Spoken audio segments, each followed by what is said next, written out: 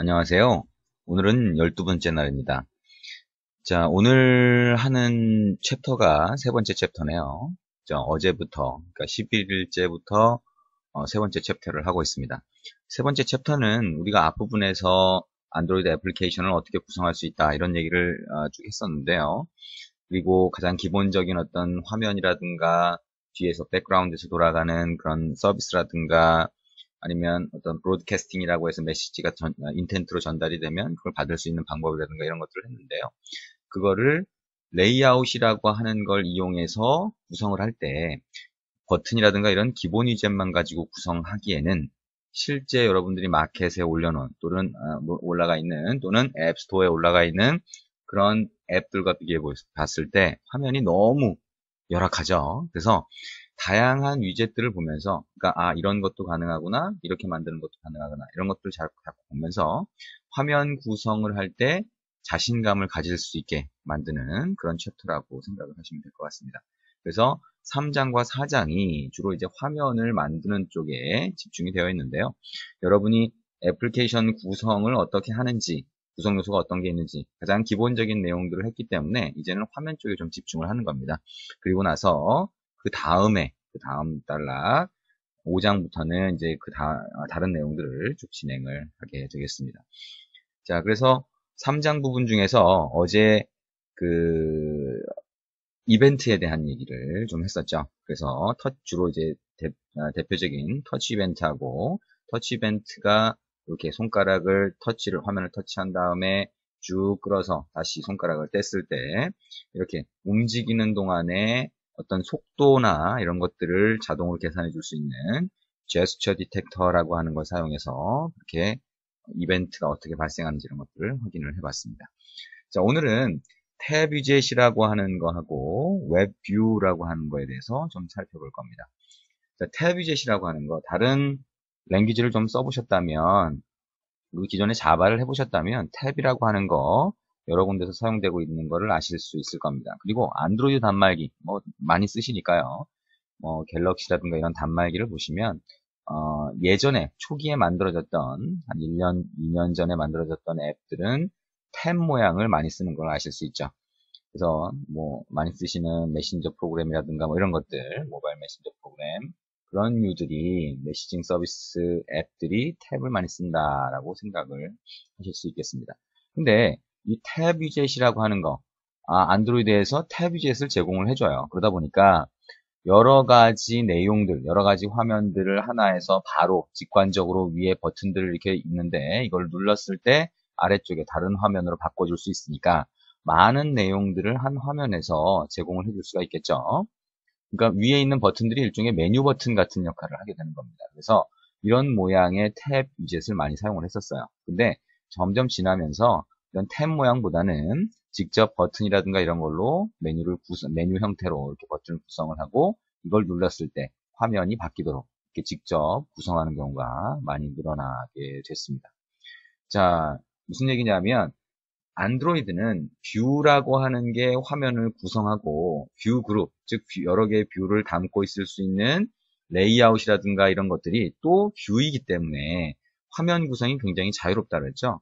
그래서 하나의 뷰가 들어갈 텍스트 뷰 같은 이런 작은 뷰가 들어갈 영역을 레이아웃이라고 하는 걸로 바꿔주면 굉장히 복잡한 형태로 다시 전환이 될 수 있다고 얘기를 했었습니다. 그리고 특히나 레이아웃 중에서 프레임 레이아웃이라고 하는 걸 사용하면 같은 공간이 있을 때, 그죠? 동일한 공간이 있을 때 그 공간에 들어가는 뷰를 여러 개를 중첩시켜 놨다가 필요한 뷰만, 이걸 보고 싶다라고 하는 그 뷰만 비저빌리티, 즉 가시성 속성을 이용해서 그것만 보여줄 수 있고 나머지는 보이지 않게 하거나 이렇게 만들 수 있다고 했죠. 결국에는 안드로이드에서 제공하는 이런 탭 위젯이라고 하는 걸 사용하지 않고, 그죠? 탭이라고 하는 걸 사용하지 않고 여러분들이 직접 쉽게 구성을 하실 수가 있어요. 자, 한번 직접 해보도록 하겠습니다. 자, 프로젝트를 하나 만들고요. 여러분이 저런 탭 형태로 한번 직접 만들어 볼게요. 탭하고 사실 똑같을 필요도 없습니다. 왜냐하면 실제 여러분이 앱을 구성할 때 디자인을 직접 하게 된다면 탭 모양으로 만들어주면 되는 거죠. 그렇죠? 자, 그래서 한번 만들어 보겠습니다. My tab이라고 하는데 이거는 안드로이드에서 제공하는 탭이 아니라 여러분 탭 스타일로 한번 만들어 보는 거라고 생각을 하시면 될 것 같습니다. 자, 플랫폼은 2.2로 선택을 하겠습니다. org android town tab이라고 mytab이라고 할까요? mytab이라고 이름을 붙여보겠습니다. 패키지 이름이죠. 그래서 mytab이라고 하는 프로젝트가 하나 생성이 됐어요. 자, 이거는 상단에 텍스트뷰 하나가 추가된 그런 형태겠죠? 그러면 이거를 상단에 텍스트뷰가 아니라 버튼이 3개 추가된 그런 형태로 만들고 그 아래쪽에는 여러 개의 텍스트 뷰를 3개, 뭐 3개로 하면 되겠죠. 그죠? 위에 버튼이 3개, 그 각각의 버튼이 탭처럼 생각을 한다면 각각의 버튼을 눌렀을 때 그 아래쪽의 영역 전체에다가 텍스트 뷰를 3개를 추가한 다음에 중첩시켜서 그 중에 한 개만 볼 수 있게, 한 가지만 볼 수 있게 한번 만들어 보겠습니다. 자, 그러면 자, 버튼이라고 하는 게 위에 3개가 있어야 될 것이고 그 버튼들은 가로 방향으로 돼야 되겠죠. 그죠? 그러면 텍스트 뷰라고 하는 걸 하나 복사를 해서 태그를 버튼으로 한번 바꿔보겠습니다. 자, 그리고 자, 탭 1번이라고 이름을 한번 붙여보겠습니다. 자, 탭 1번 되겠네요. 자, 그리고 이거는 랩 컨텐트라고 해서 버튼의 크기를 딱 지정을 한번 해보겠습니다. 그리고 이게 가로 방향으로 버튼이 배치가 돼야 되니까 리니어 레이아웃을 이렇게 복사한 다음에 XML 네임스페이스는 하나만 한 번만 추가가 되면 되겠죠. 그래서 이렇게 만든 다음에 슬래시를 하게 되면 리니어 레이아웃이 이렇게 버튼을 감싸게 되고요. 버튼을 복사를 해서 버튼 3개를 만들어 보도록 하겠습니다. 자, 그리고 탭 1, 2, 3으로 텍스트를 만들어 보면 되겠죠. 자, 그리고 이 리니어 레이아웃의 방향은 버티컬이 아니라 허리젠탈로 만들면 될 것 같습니다. 물론 높이 값은 랩 컨텐트로 바꿔야 되겠죠. 그리고 버튼 사이에 간격을 좀 띄우고 싶다라고 했을 경우에 마진 값을 주면 되겠죠. 안드로이드 레이아웃 마진 left라고 하고 나서 10dp 정도 값을 주면 첫 번째 버튼과 약간의 간격이 생기게 될 겁니다. 자, 이런 식으로 하고, 요것도 이제 랩 컨텐트를 레이아웃의 가로 크기, width라고 하는 것도 랩 컨텐트를 준 다음에 이거를 안드로이드 레이아웃에 대해서 리니어 레이아웃에 대해서 레이아웃 그래비티를 주고 우리가 센터, 호리젠털 이렇게 주게 되면 이 버튼들이 중간에 가게 되겠죠. 첫 번째 줄에 있는 버튼들이. 자, 그리고 그 아래쪽에는 텍스트 뷰가 있는데요. 이 텍스트 뷰가 그 나머지 공간을 전부 다 채워줄 수 있게 레이아웃 하이트를 필 패런트로 만들어 놨습니다. 그래서 자, 텍스트 영역이라고 할까요? 내용이라고 할까요? 네, 내용이라고 하죠. 자, 내용 1번이라고 해보겠습니다. 그래서 이 텍스트 뷰라고 하는 거를 내용 1이라고 해서 이거를 마찬가지로 3개를 추가를 해볼게요. 자, 이거는 내용이 보이는 부분이죠. 그래서 내용 1, 2, 3으로 바꿔놓고요. 얘도 마찬가지로 레이아웃으로 감싸주는데 이거를 감싸줄 레이아웃은 일단 리니어 레이아웃을 복사를 해서 그대로 넣어준 다음에 이거를 프레임 레이아웃으로 바꾸면 되겠죠. 그렇죠? 자, 리니어 레이아웃을 프레임 레이아웃으로 바꿔보겠습니다. 자, 그러면 이 안에 들어가 있는 거는 한 번에 하나의 뷰만 보이기 때문에 마지막에 추가된 내용 3이 화면상에 보이겠죠. 그렇겠죠? 자, 그리고 여기 있는 레이아웃 자체가 일단 방향 속성은 프레임 레이아웃이 의미가 없고요. 그리고 여기 있는 그래비티도 아이쿠 의미가 없겠네요. 그렇죠? 그래서 여기 있는 값들을 2개를 없애보겠습니다. 그리고 이게 나머지 공간들을 전부 다 채울 수 있게 필 패런트로 만들어 보겠습니다. 자, 이렇게 하면 텍스트 뷰가 아까 얘기한 것처럼 3번째 것이 그냥 하나만 보이겠죠. 그죠? 그 나머지 2개 같은 경우에는 그 뒤에 중첩돼서 숨겨져 있는 그런 형태가 될 것 같습니다. 그러면 우리가 이 버튼들을 눌렀을 때 이 각각의 텍스트 뷰를 보이거나 안 보이거나 해서 변경을 시켜줄 거니까, 바꿔줄 거니까 각각에 대해서 ID 값을 줘야 소스에서 참조한 다음에 기능을 붙여줄 수 있겠네요. 자, 안드로이드 땡땡 ID 한 다음에 첫 번째 버튼 어떻게 해요? add plus ID. 그래서 스타트 버튼이라고 이름을 붙여보죠. 스타트 버튼 1번이라고 첫 번째 버튼에 아이디를 주겠습니다. 두 번째 버튼은 그러면 2번이라고 하면 되겠네요. 자, 그 다음에 세 번째는 3번이라고 붙여보겠습니다.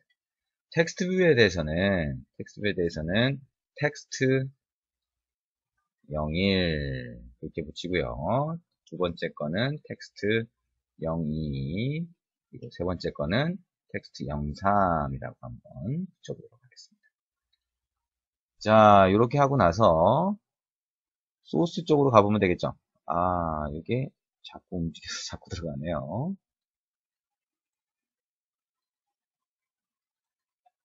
자, 소스 쪽으로 가보게 되면 이런 형태로 되어 있죠. 자, 그래서 우리가 버튼을 참조를 할 수가 있겠죠. 그래서 처음에 버튼, 우리가 스타트 버튼 1이라고 줬었죠. 그래서 버튼 이렇게 해서 find view by ID. 자, 이 과정 다시 한번 연습해 본다고 생각하고 따라해 보시면 좋을 것 같습니다. 그죠?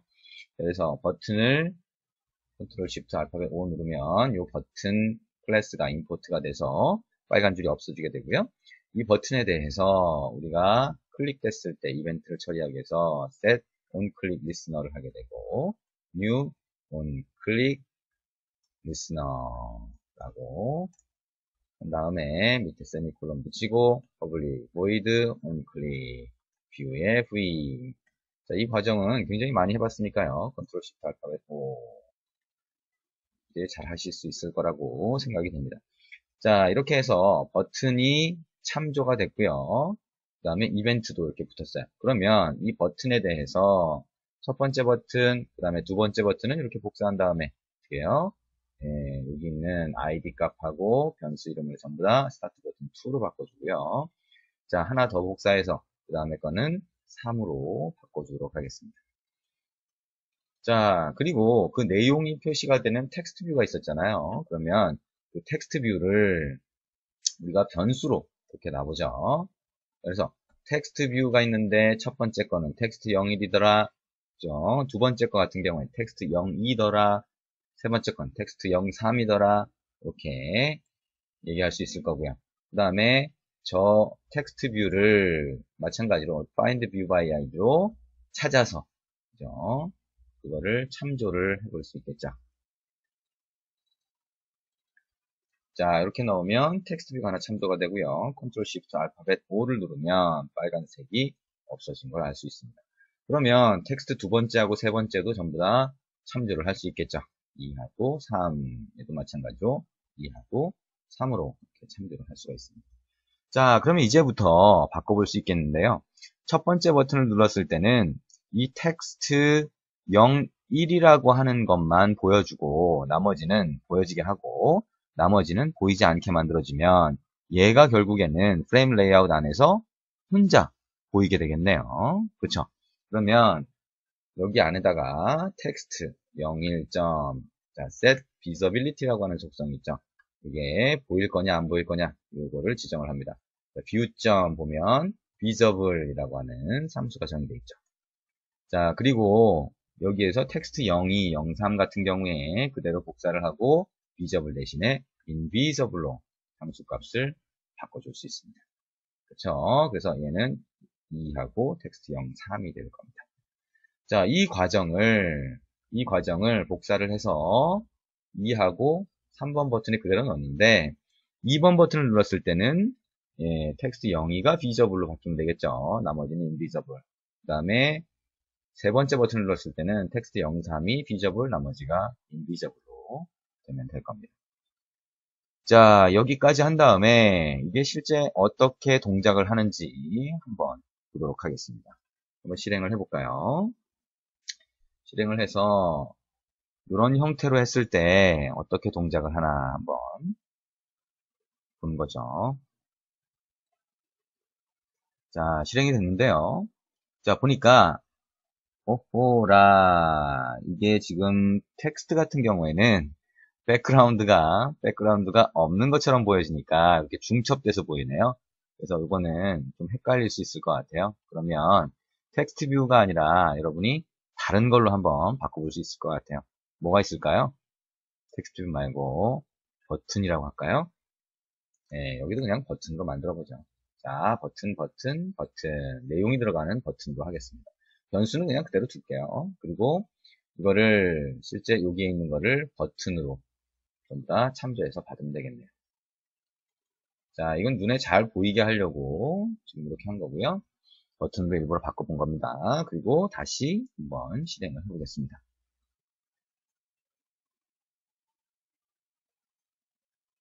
자, 실행을 해보니까 이렇게 보이네요. 그죠?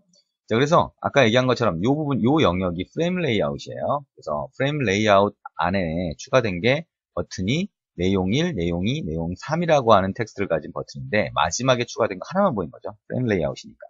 그 다음에 어떻게 돼요?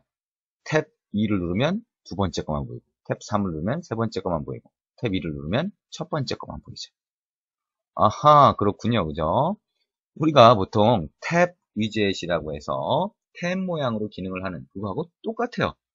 이 안에 있는 내용이 바뀌잖아요. 그죠? 그러면 이거를 버튼이나 텍스트 뷰가 아니라 레이아웃으로 잡아주면 화면이 전환되는 것 같은 효과를 만들 수가 있죠. 자, 그게 탭입니다. 결국에는. 그래서 여기에 있는 이 버튼이 지금 디자인이 안 되어 있지만 여러분이 예쁜 모양, 만약에 필요하면 탭 모양으로 이렇게 디자인을 하면 그러면 결국에는 탭을 눌렀을 때 아래의 내용이 바뀌게 되는 거죠. 자, 이게 탭 위젯입니다. 그러면 안드로이드에서 API로 제공하는 탭은 이거하고 얼마나 다를까? 한번 가서 보죠. 뭐가 다른가? 한번 보도록 하겠습니다. 자, 프로젝트 소스 중에서 샘플 탭이라고 하는 게 있어요. 그래서 그걸 한번 열어보시면 될 것 같습니다. 임포트를 해서요. 자, 그래서 열어봤더니 이런 형태로 되어 있네요. 일단 레이아웃에 이게 어차피 뷰니까요. 화면에 보여지겠죠? 그러면 화면을 구성하는 레이아웃을 보면 어떻게 구성되어 있는지 대충 짐작할 수가 있을 겁니다. 자, main.xml을 한번 먼저 열어보도록 하겠습니다. main.xml을 열었더니 자, 리니어 레이아웃이라고 하는 거에 전체 리니어 레이아웃이 가장 상위에 태그고 전체를 필 패런트를 채워주고 있네요. 버티컬 세로 방향으로 뷰를 추가를 하고 있죠. 자, 그 밑에 보니까 탭 호스트라고 하는 거가 있어요.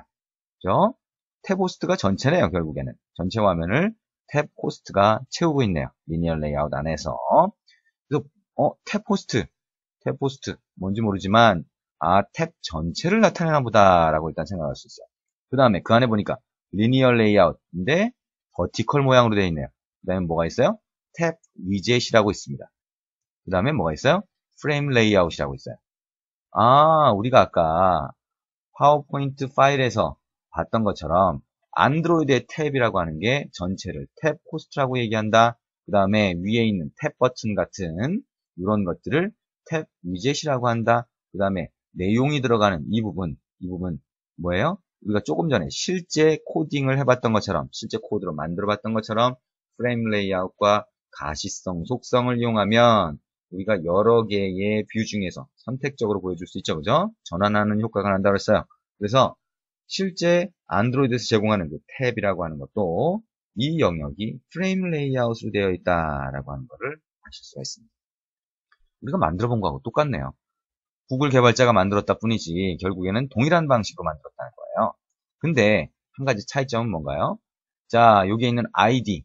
지금까지는 우리가 ID 값을 임의로 줬었는데 그러니까 at 플러스 id가 아니라 at android id네요. 자, 안드로이드 땡땡이라고 하는 게 오면 우리가 여기 일반적인 속성, 그죠? 여기에서 안드로이드 땡땡을 썼던 것처럼 어떤 의미일까요? 네, 이미 안드로이드 API에서 정의해 놓은 속성이다라고 하는 것을 짐작할 수 있겠죠. 그게 뭐예요? 탭 호스트라고 하는 거 이미 API에 정의돼 있어요. 그거를 레이아웃에 썼을 때 그 레이아웃의 ID를 이미 정해진 거를 쓰라는 거예요. 탭 호스트라고 해서. 그 다음에 탭 위젯도 정해진 거를 쓰라는 거예요. 프레임 레이아웃도 정해진 거를 쓰라는 거예요. 이 차이가 뭐예요? 내가 정의해 놓은 게 아니라 여러분들이 정의한 게 아니라 이미 정해진 아이디를 사용하면 탭의 모양대로 요거를 구성을 해줄 것이다 라고 하는 것이죠. 그렇죠? 자, 그러면 실제 그게 어떻게 구성되는지를 한번 메인 자꾸 움직이네요. 전체를 채워주면 좋은데 이렇게 채워줘가지고 하죠. 그러면 자꾸 움직이니까. 자, 그러면 샘플 탭 액티비티라고 하는 게 메인 액티비티입니다. 그래서 이걸 보니까 어떻게 구성되는지 내용을 여기서 볼 수 있겠죠. 아마도 이걸 보니까 자, on create라고 하는 거 안에 setup tabs라고 해서 한 줄이 있는데 이거는 직접 여기서 정의를 한 메소드예요. 그래서 여기를 보니까 get tab host라고 하는 게 있네요. get tab host? 우리가 액티비티에서 봤던 건가요? 그렇지 않아요. 위에 보니까 탭 액티비티라고 하는 걸 썼네요. 우리가 지금까지는 액티비티를 상속해서 메인 액티비티가 만들어졌었는데 그게 아니라 탭 액티비티라고 하는 걸 별도로 정의해 놓고 있다라고 할 수 있네요. 그러면 탭 액티비티라고 하는 걸 상속해서 액티비티를 만들게 되면 거기에는 get tab host라고 하는 메소드가 있는데 그걸 호출하면 우리가 탭 host라고 하는 거를 참조할 수 있어요. 그게 뭐예요? 우리가 아까 아이디를 안드로이드 땡땡 해서 이미 정해진 아이디를 지정한 이게 탭 호스트죠. 화면상에서 이 영역을 할당해 줬을 때 그 탭 호스트가 할당받은 영역이 결국엔 이 객체와 같은 게 되는 거죠.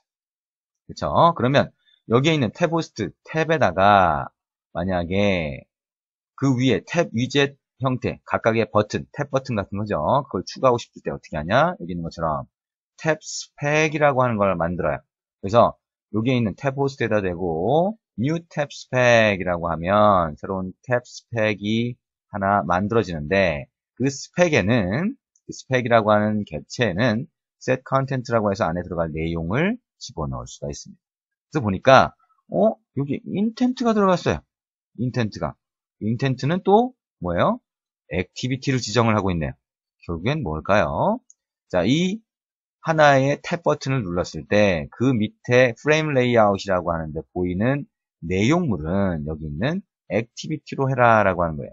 그러면 여기 서브 페이지 01 액티비티라고 하는 걸 가서 보면 아무것도 없어요. 그냥 단순히 레이아웃 하나만 잡아놓은 그냥 비어있는 액티비티예요. 자, 여기 레이아웃 잡아놓은 걸 보면 첫 번째 페이지라고 하는 그 말이 들어가 있네요. 그렇죠? 자, 요것만 딱 보여지는 거예요, 결국에는. 자, 그런 식으로 해서 첫 번째 페이지, 두 번째 페이지, 세 번째 페이지를 탭에 추가를 한 겁니다. 자, 여기 보시면 뭐 인디케이터라고 하는 게 있고 뭐 이렇게 있죠, 그죠? 그래서 이거는 보여질 텍스트, 탭 버튼에 보여질 텍스트 같은 걸 지정을 하는 거죠. 그 다음에 set current 탭 하면 어떤 탭을 선택할 건지를 여기서 지정을 해주게 됩니다. 자, 이게 탭 위젯입니다. 자, 안드로이드 API에서 기본적으로 제공하는 탭이라고 생각을 하시면 될 것 같습니다. 이게 어떻게 동작하는지 한번 보도록 하겠습니다. 자, 실행을 해보면, 이런 형태로 보이네요. 그렇죠? 여러분이 자주 봤던 것 같아요. 여기에 뭐 디자인을 해서 예쁘게 올린다거나 아니면 아이콘을 집어넣으면 이런 식으로 탭 모양의 화면이 구성이 되게 되죠. 그리고 이걸 눌렀을 때마다 첫 번째 페이지, 두 번째 페이지, 세 번째 페이지 이런 식으로 이게 뭐예요? 액티비티로 구성을 해놓은 거예요. 각각의 액티비티가 이 탭의 내용물로 들어가 있는 거죠. 근데 이게 액티비티로 들어가 있으면 우리가 일반적으로 하나의 화면을 구성하는 거는 액티비티다. 그죠? 하나의 화면이 액티비티다. 그리고 그 안에 들어가는 거는 뷰로 구성할 수 있다라고 했는데 여기 또다시 액티비티가 이렇게 들어가요. 그래서 사실 실제 앱을 만들 때 여러분들이 탭이라고 하는 이 안드로이드에서 제공하는 API에서 제공하는 탭을 사용했을 때 굉장히 많이 좀 헷갈리는 경우가 있습니다. 액티비티가 또 안에 들어가니까요. 자, 그래서 사실 아까 처음에 우리가 같이 코드를 만들어 봤던 것처럼 위에 있는 영역 결국에는 여러분들이 버튼 형태로 해서 만들어줘도 돼요. 물론 여기에 있는 것처럼 이렇게 세밀하게 아래쪽에 선택된 것처럼 이렇게 만들려면 더 많이 코딩을 해야 되겠지만 굳이 이거 없어도 됩니다. 그죠? 버튼 3개 해놓고 버튼이 결국에는 선택하는 것처럼 모양을 예쁘게 만들 수도 있어요. 그리고 그 아래쪽에 이걸 누름에 따라서 내용이 바뀌게 이렇게 해주면 결국엔 여기서 사용한 탭과 동일한 효과를 내면서 이 아래쪽에 뷰를 또는 레이아웃을 바꿔가면서 화면을 보여주는 그런 효과를 만들 수가 있습니다. 자, 지금까지 탭에 대해서 알아봤습니다. 자, 이 탭이라고 하는 거 말씀드렸지만 그 안에 액티비티가 들어가면서 좀 복잡한 구조를 가져갈 수 있다. 자, 예전에 만들어졌던 앱들은 탭을 많이 사용을 하고 있다라고 했습니다. 자, 그 다음, 자, 탭이라고 하는 걸 지금까지 알아봤는데요. 이 탭이라고 하는 거, 직접 코드도 탭, 그러니까 API에 있는 탭이 아니라 직접 한번 버튼과 프레임 레이아웃을 넣어서 만들어 봤으니까 충분히 그 탭이라고 하는 게 만들어진 방식은 이해를 하셨을 것 같습니다. 그리고 필요하면 제가 설명드린 대로 API에서 제공하는 탭을 사용을 하실 수도 있겠죠. 자, 이번에는 웹 브라우저에 대해서 좀 알아보도록 하겠습니다. 웹 브라우저 사용하기 이렇게 돼 있는데 실제로는 웹 브라우저에 URL을 입력하는 것, 자, 사이트 주소를 http 어쩌고저쩌고 이렇게 입력하는 거는 여러분이 단말에 있는 웹 브라우저 앱을 실행하시면 돼요. 그게 아니라 여기 있는 거는 여러분이 만드는 앱 안에 웹 브라우저를 포함시키는 겁니다. 일정한 뷰 영역을 할당을 해주고 그 뷰에 웹 브라우저에 해당하는 뷰가 들어가 있다고 생각을 하시면 되는 거죠. 그래서 웹 브라우저를 어떻게 쓰냐라고 하는 것부터 시작할 수 있을 것 같아요. 자, 웹 브라우저 레이아웃에 웹 뷰라고 하는 걸 추가만 하시면 돼요. 자, 웹 뷰라고 하는 태그가 있고요. 그래서 웹 뷰라고 하는 태그를 사용하시면 되고 웹사이트를 접속하거나 하는 상황이 발생할 수 있으니까 인터넷을 사용하는 권한을 추가를 해주셔야 됩니다. 그렇죠? SMS 그런 것들을 받고 싶으면 여러분이 권한을 추가해야 되는 것처럼 웹사이트를 접속을 한다라고 하게 되면 인터넷 권한을 추가를 해야 된다 생각을 하시면 됩니다. 자, 이것도 직접 한번 만들어 보도록 하겠습니다. 자, 웹뷰라고 하는 거. 자, 그러면 파일 뉴 해서 한번 만들어 보죠. 자, 안드로이드 프로젝트를 새로 하나 만들어 보겠습니다. 넥스트. 이거는 어떻게 할까요? My WebView라고 해서 하나 만들어 보죠. 프로젝트 이름을 My WebView라고 하고요. 자, 패키지 이름은 org Android Town. 그다음에 My WebView라고 해서 패키지 이름을 넣어보도록 하겠습니다. 자, 그러면 프로젝트가 하나 만들어졌죠. 자, 이렇게 만들어진 거를 보실 수가 있습니다. 그러면 이것도 텍스트 뷰 하나만 추가되어 있을 텐데요.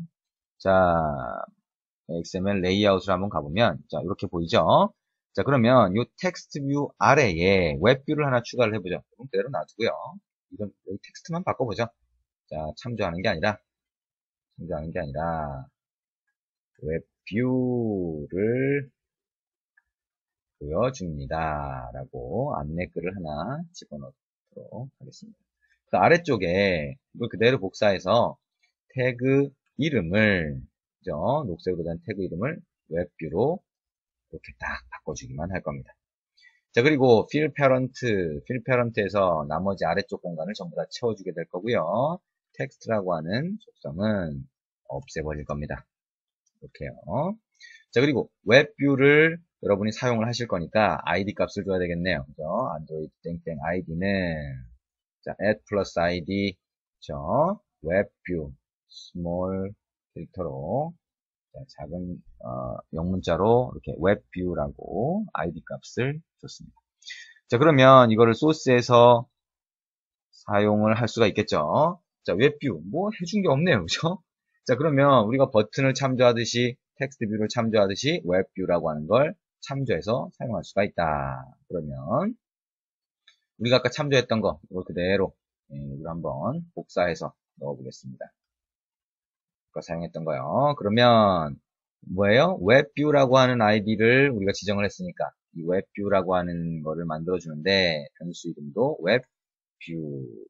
웹뷰라고 하는 클래스를 사용하도록 합니다. Ctrl Shift 알파벳 O 누르면 없어지겠죠.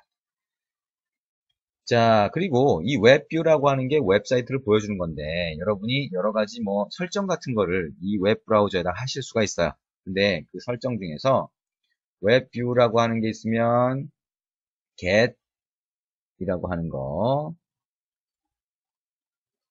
get이라고 하는 거를 이렇게 하시다 보면 getSettings라고 하는 게 있습니다. getSettings라고 하는 메소드가 있고요. 그러면 웹세팅스라고 하는 객체를 참조하실 수가 있어요. 그래서 이게 뭐냐면 여러분이 웹뷰라고 하는 게 있으면 이게 웹브라우저 같은 거잖아요. 웹브라우저 자체에 대한 설정을 이걸 이용해서 하실 수가 있습니다. 컨트롤 쉬프트 알파벳 O고요. 자, 그리고 이 안에 여러 가지 세팅 중에서 중요한 게 보시면 set j까지 입력을 하시면 set javascript enabled라고 하는 메소드가 있어요. 그래서 만약에 여러분이 자바스크립트가 구동하게 하고 싶으면 그러면 이거를 true 값으로 이렇게 하시면 됩니다. 자, 그래서 요즘에 자바스크립트가 안 되면 웹사이트 구성이 쉽지가 않죠. 왜냐면 웹페이지 자체는 HTML 태그나 이런 걸로 구성된 화면 레이아웃 같은 거예요. 여러분이 main.xml에서 레이아웃을 잡아주듯이 HTML 태그를 사용을 하게 되는데 그 HTML 태그만 사용하면 화면을 보여줄 수는 있지만 거기서 어떤 동작을 시키기는 쉽지 않죠. 그래서 그거를 동작을 시켜줄 수 있는 함수 같은 걸 정해서 펑션을 정해놓고 그걸 호출하고 그거를 대부분 자바스크립트 쓰게 되죠. 그래서 자바스크립트 enabled라고 하는 옵션은 거의 항상 사용을 하게 됩니다. 어떻죠? 자, 이렇게 하면 웹뷰라고 하는 거를 사용할 수가 있고요. 이 웹뷰에다가 어떤 특정 사이트를 보여주고 싶어요. 그러면 어떻게 할 수 있냐면, 자, 웹뷰라고 하는 걸 보시면, 로드 URL이라고 하는 게 있습니다. 오, URL이니까 여러분이 웹사이트 주소를 여기다가 넣어주면 되겠네요. 그것도 스트링 타입이니까 그냥 넣어주면 되네요. http m.naver.com 이렇게 넣어주실 수 있을 것 같습니다. 자, 그러면 로딩을 한다는 거예요. 그렇죠? 그 사이트를. 자, 여기까지 입력을 하고 나서 우리가 웹뷰라고 하는 걸 사용할 때 얘가 여기 있는 이 사이트를 접속을 하게 되잖아요. 그래서 이렇게 되면 인터넷을 사용해야 되니까 자, manifest.xml이라고 하는 여기로 가서 permissions라고 하는 탭으로 가면 이제 add를 통해서 use permission을 추가하실 수가 있죠. 자, 그러면 여기 보시면 퍼미션 다음에 여러 가지 있는데요. 인터넷이라고 하는 권한이 있죠. 이거를 add를 해주십니다. 그러면 use permission 또 나오죠? 이걸 또 선택하고 OK. 그러면 이렇게 안드로이드 퍼미션 인터넷이 추가가 되죠. 밑에 있는 거는 remove에서 없애줍니다. 그러면 manifest 파일 안에 이렇게 use permission에서 인터넷 권한이 추가된 걸 보실 수가 있습니다. 그 다음에 저장을 하시고요. 그러면 이제 권한까지 추가를 했으니까 뭔가 동작을 하려나 웹뷰가 화면상에 보이려나 한번 실행을 해보도록 하겠습니다. 자, 웹사이트까지 아마 보여줘야 되겠죠, 그죠? 자, my 웹뷰 이렇게 떠 있는데 위에 텍스트에는 웹뷰를 보여줍니다 이렇게 돼 있고 떴네요, 그죠? 예, 요 밑에 공간이 웹뷰 공간이에요. 그리고 이 웹뷰라고 하는 공간 안에 우리가 아까 로드 URL로 해서 지정해준 그 사이트가 이렇게 뜨게 된 겁니다. 이게 독립적인 웹브라우저가 아니고 HTTP URL을 입력할 수 있는 입력란도 없어요. 그죠? 단지 그 컨텐츠만 이렇게 보여줍니다. 근데 이걸 누르면 이 안에서 이 웹사이트는 동일하게 동작을 하겠죠. 예. 근데 그 다음으로 넘어가는 게 문제네요. 새로운 거를 띄워주니까 얘가. 그죠? 자, 이런 식으로 해서 여러분이 웹브라우저를 여러분의 앱에 포함을 시켜서 사용할 수가 있습니다. 자, 지금 여기 보시면 이렇게 포함을 시켜서 사용할 수 있다는 거, 뭘 만들 수 있다는 거예요? 하이브리드 앱을 만들 수 있다는 겁니다. 요즘에 많이 얘기되고 있죠, 그죠? 어떤 애플리케이션이 있는데 애플리케이션을 만드는 게 굉장히 노력이 많이 드니까 그 안에 웹페이지로 만들고 웹페이지라고 하는 거는 뭐예요? 서버에서 관리하거나 그 다음에 웹페이지를 디자이너도 요즘에 만드니까 굉장히 저비용으로 만들 수 있더라. 근데 이 웹페이지로만 만들면 예를 들면 센서라든가 이런 이 단말기 자체의 고유 기능 중에 쓸 수 없는 것들이 있더라. 그래서 애플리케이션과 웹과 앱과 웹이 같이 공존하는 필요할 때 서로 데이터를 주고받는 그런 형태의 하이브리드 앱을 요즘에 많이 얘기하고 있습니다. 그렇죠? 그래서 그런 하이브리드 앱을 구성할 때 이런 방식으로 구성할 수가 있겠죠. 자, 기본적인 원리를 같이 한번 봤습니다. 그리고 이거를 조금 더 어떤 코드를 더 넣어서 상세하게 설명을 하고 있는 게 샘플 웹 뷰라고 하는 프로젝트가 있어요. 그걸 한번 열어서 같이 보도록 하겠습니다. 자, 샘플 웹뷰라고 하는 이 프로젝트를 열어보면 지금 여러분이 직접 같이 해보신 그 웹뷰라고 하는 거를 기능을 좀 더 넣었어요. 어떻게 넣냐고 보니까 자, 화면상에서는 똑같이 웹뷰로 되어 있네요. 그죠? 자, XML 레이아웃은 볼 게 없네요. 그리고 소스를 가보니까 이렇게 구성이 되어 있어요. 자, 밑으로 내려다 보면 XML 레이아웃에 웹뷰라고 하는 아이디를 줬으니까 웹뷰라는 아이디를 이용해서 웹뷰 객체를 참조를 했네요. 아까 우리가 쓴 거하고 똑같아요. 웹 세팅스라고 하는 거, 웹뷰에서 세팅 정보, 설정 정보를 가져왔는데 그 중에 자바스크립트 이네이블드가 포함되어 있네요. 요것도 뭐 여긴 더 많이 설정을 하긴 했지만 그냥 설정을 한 거네요. 그죠? 그리고 밑에 보니까 로드 URL이라고 했는데 뒤에 보니까 어떻게 돼 있어요? 파일을 지정했네요. 그렇죠? HTTP라고 해서 서버를 접속하는 게 아니라 파일을 지정했는데 여기 보시면 안드로이드 asset이라고 돼 있어요. 자, 이게 뭘 나타내는 거냐면 여러분이 이 asset이라는 폴더에 가보면 여기 있네요. sample.html이라고 하는 HTML 파일이 있어요.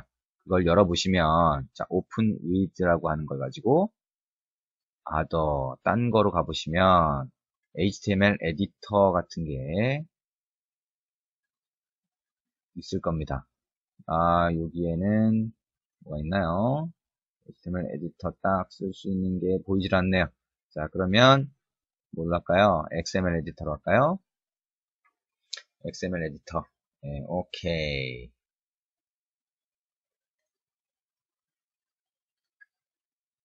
네, 지원을 안 한다고 나오네요. 네. 일단 그냥 보겠습니다. 자, 여기 보시면 HTML이라고 하는 걸로 된 HTML 문서예요. 요즘에는 이 HTML이 HTML5라고 하는 표준에 맞춰서 많이 구성을 하죠. 자, 여기에서는 일단 일반적인 HTML 코드를 이용해서 가장 간단한 샘플을 보여주고 있습니다.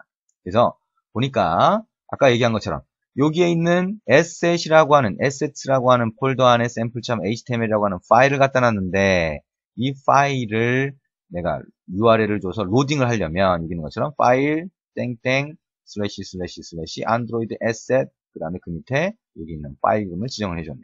이렇게 하면 이 파일이 웹뷰로 로딩이 됩니다. 자, 여기까지 보면 여기 안에 넣고 로딩을 할 수도 있구나 라고 생각을 하실 수가 있을 거예요. 그렇죠? 자, 근데 이 HTML 페이지가 보면 이런 식으로 구성이 되어 있어요. 뭐 대충 그런가 보다 하고 일단 실행을 해보시면 되겠죠. 자, 이게 어떻게 동작하는지 먼저 간단하게 보는 게 이해가 좀 빠를 겁니다. 자, 실행이 된 걸 보면 이게 이렇게 곰돌이가 하나 있어요. 그죠? 곰돌이 인형이 하나 있습니다. 근데 이 곰돌이 인형을 한번 눌러볼게요. 눌렀더니 곰돌이가 화를 내네요. 왜 눌렀냐고 화를 내는 것 같아요. 근데 그리고 여기 있는 버튼에 텍스트가 클릭 후 열기로 바뀌었습니다. 그죠? 자, 우리가 아까 앞에서 해봤던 것처럼 이 아래에 있는 이 영역이 웹뷰 영역이에요. 여기에 HTML 파일이 로딩이 돼서 보인 겁니다. 여기는 애플리케이션 영역이에요. 여러분이 지금까지 만들던 그냥 앱입니다. 근데 이걸 눌렀을 때 어떻게 됐어요? 여기에 있는 애플리케이션 영역에 텍스트가 바뀌었습니다. 그냥 단순히 이걸 본다고 했을 때도 웹페이지 안에 어떤 기능이 있을 때 여기 안에 기능을 정의해 놨을 때 그 기능을 이용해서 어떻게 해요? 애플리케이션 쪽에 웹이 아니라 앱 쪽에 데이터를 전달하거나 아니면 텍스트를 받거나 하는 게 가능하다라고 하는 걸 보실 수 있을 거예요. 이렇게 눌러보기만 해도. 그렇죠? 그러면 이게 소스상에서 어떻게 되는지 한번 보자. 자, HTML에 익숙하지 않으신 분들도 있겠지만 HTML을 보면 여기 있는 것처럼 자바스크립트라고 하는 펑션을 하나 정해놨어요. 그죠? change face 이게 뭘 하는지는 아직 모르더라도 펑션을 하나 정해놨고 body라고 하는데 밑에 보면 여기 안에 이미지가 하나 있죠. 자, face normal 이게 뭐예요? 처음에 떴던 그냥 곰돌이 이미지입니다. 그죠? 그리고 여기 앵커 태그가 있어요. 이 이미지를 클릭했을 때, 눌렀을 때 어떻게 되는지 봤더니 window.sample.clickonface라고 하는 펑션을 호출하고 있네요. 웹페이지에서 펑션이라고 하면 자바스크립트인데 자바스크립트가 여기 정의되어 있으니까 이게 클릭 온 페이스면 되는데 보니까 그게 아니라 change face예요. 그러면 클릭 온 페이스는 어디 있는 걸까? 그렇죠? 다시 이 소스로 한번 가보죠. 자, 밑에 쭉 내려보다 보니까 여기에 클릭 온 페이스가 있네요. 뭐예요? 뭔지 모르겠지만 클래스를 하나 정의를 해놓고 그 안에 메소드를 정해놨어요. 일반적인 클래스와 일반적인 메소드예요. 근데 그게 어떻게 됐어요? HTML 페이지에서 window.sample.clickonface로 호출을 하고 있어요. 그러면 다시 소스를 가보면 clickonface라고 하는 게 자바스크립트 메소드라고 하는 클래스 이름으로 정의가 되어 있는데 그거를 아까 요 위에서 보면 자, 자바스크립트 메소드라고 하는 인스턴스를 하나 만들고 어떻게 했어요? 샘플이라고 하는 이름을 준 겁니다. 그럼 뭐예요? 여기에서 호출하는 window라고 하는 거는 여기서 우리가 만든 애플리케이션까지 접근할 수 있는 거를 window라고 생각할 수 있어요. 그래서 그 밑에 있는 샘플은 결국엔 뭐냐? 이 자바 소스의 샘플을 얘기하는 거죠. 그리고 이거는 결국에는 여기에 있는 자바스크립트 메소드 클래스의 인스턴스를 얘기하는 거예요. 그래서 결국에는 이 샘플 밑에 clickonface라고 하는 펑션을 이런 식으로 호출할 수 있는 거죠. 자, 그러면 어떻게 됐나요? 자, 이거는 m핸들러니 이런 것들은 포스트니 이런 것들은 뒷부분에서 나올 겁니다. 스레드라고 하는 파트에서 나오게 될 거고요. 실제 동작하는 거는 이 부분만 보시면 돼요. 그래서 버튼이 위에 하나 배치가 돼 있었는데 그 텍스트를 클릭 후 열기로 바꾼 겁니다. 이거 어떻게 했어요? 다시 웹뷰에다가 자바스크립트 땡땡에서 로드 URL을 하나 해줬는데 그 뒤에 보니까 change face네요. 이거 어디서 봤죠? 자, sample.html로 가보면 자바스크립트 펑션을 하나 정해놨는데 그게 이름이 change face예요. 그렇죠? 이걸 보니까 자바스크립트가 포함된 어떤 웹페이지가 있으면 그게 웹뷰 안에 들어가 있겠죠? 그러면 그 자바스크립트 펑션을, 함수를 이 애플리케이션에서 그냥 호출할 수 있네요. 어떻게? 로드 URL. 그냥 마치 사이트를 띄워주는 것 같은데, 페이지를 열어주는 것 같은데, 자바스크립트라고 지정해주면 이 페이지 안에 들어가 있는 자바스크립트 펑션을 호출하게 됩니다. 이 펑션 안에서 이 웹페이지, 다큐먼트죠. 웹페이지 안에 들어가 있는 face라고 하는 아이디. 여기서 뭐예요? 여기 있는 이미지를 face라고 아이디를 줬죠. 그래서 그거의 이미지를 아까 face 노멀에서 face angle로 바꿔준 겁니다. 자, 여러분이 다시 실행해 보면서 제가 지금 설명해드린 그 플로우대로, 그 순서대로 한번 이해를 해보시면 될 것 같습니다. 자, 지금 우리가 같이 본 것이 뭐예요? 자, 웹브라우저. 처음에 우리가 웹브라우저를 포함시키기 위해서 웹뷰라고 하는 태그를 사용했고요. 그걸 이용해서 어떻게 했어요? 단순히 어떤 사이트를 접속하는 것을 봤어요. 그리고 그 웹뷰는 애플리케이션 안에 포함되어 있으니까 우리가 흔히 얘기하는 하이브리드 앱을 구성하는 가장 기초적인 방법, 그걸 이해할 수 있는 그런 형태라고 생각하시면 될 거고요. 그거를 이미 제공된 프로젝트 소스를 한번 열어서, 그죠? 프로젝트 소스를 열어서 좀 더 복잡하게 구성된 요걸 봤더니 여기서 보여주는 거는 뭐예요? 자, 애플리케이션과 그 안에 포함된 웹페이지 사이에 서로 데이터를 주고받을 수 있다. 서로 함수를 호출할 수 있다라고 하는 거를 이걸 통해서 알 수가 있습니다. 그렇죠? 웹페이지 안에는 함수가 뭐예요? 자바스크립트로 정의될 수 있고, 그렇죠? 애플리케이션은 이미 뭐 클래스나 메소드가 있으니까 그 안에서 펑션을 정의할 수 있는 거죠. 메소드로. 그래서 그 두 개가 서로 호출될 수 있으니까 흔히 얘기하는 하이브리드 앱이나 이런 것들이 구현 가능하다. 여기까지 이해를 하시면 될 것 같습니다. 자, 하이브리드 앱이나 아니면 HTML5라든가 CSS3라든가 이런 것들은 나중에 아마 같이 볼 기회가 있을 수도 있을 것 같습니다. 자, 여기까지 보면 말씀드린 것처럼 자, 요즘에 많이 얘기하는 하이브리드 앱 이런 내용들에 대해서 한번 가장 기본적인 이해가 됐을 거라고 생각이 됩니다. 자, 오늘 탭을 만드는 기본적인 방법, 그리고 웹뷰라고 하는 걸 이용해서 웹 브라우저를 애플리케이션 안에 포함시키는 방법에 대해서 알아봤습니다. 수고하셨습니다.